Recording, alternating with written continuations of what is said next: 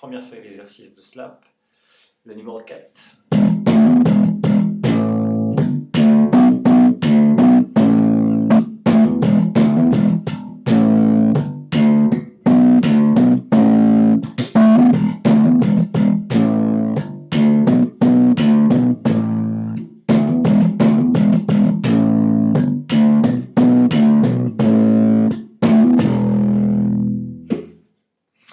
Alors, la main gauche, on essaye toujours d'étouffer au maximum les cordes.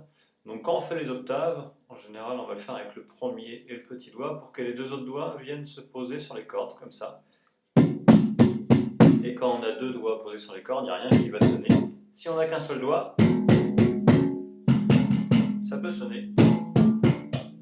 Les harmonies peuvent sortir. Mais quand on a deux doigts, il n'y a rien. Donc bien attention à ça. Et même là, les deux premières notes, premier doigt et petit doigt, comme ça ces deux doigts-là, au milieu, ils se soulèvent, ils se baissent comme ça. Tac. Toujours la main qui étouffe et qui lâche. Si on lâche vraiment, ça nous fait... Et si on retient,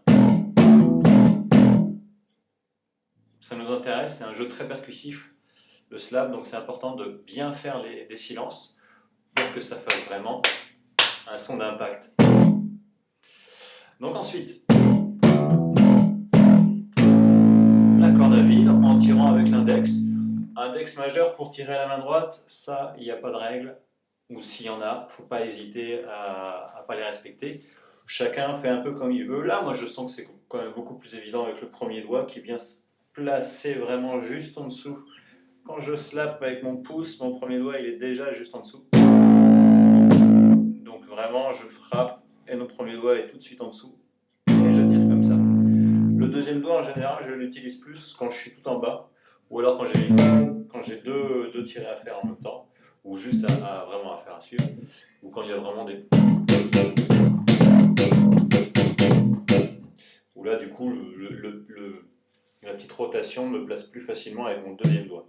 Là, sur une corde décalée, là comme ça, sur la deuxième corde, le premier doigt c'est mieux. Enfin, moi je trouve ça plus simple. À chacun sa manière.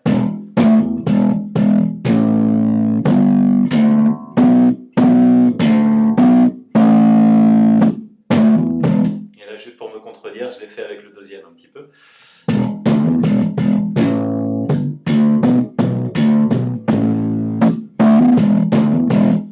Et là, on se rend compte que d'ailleurs, ce petit... on peut très bien le faire avec le pouce. Vous voyez, là, je fais les deux notes avec le pouce. La liaison se fait toute seule. Et ensuite, le pouce qui retape.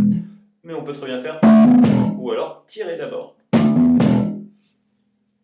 Je vais dire, la partition est la même. Il y a juste l'indication de tirer ou taper qui n'est pas la même. Ça marche.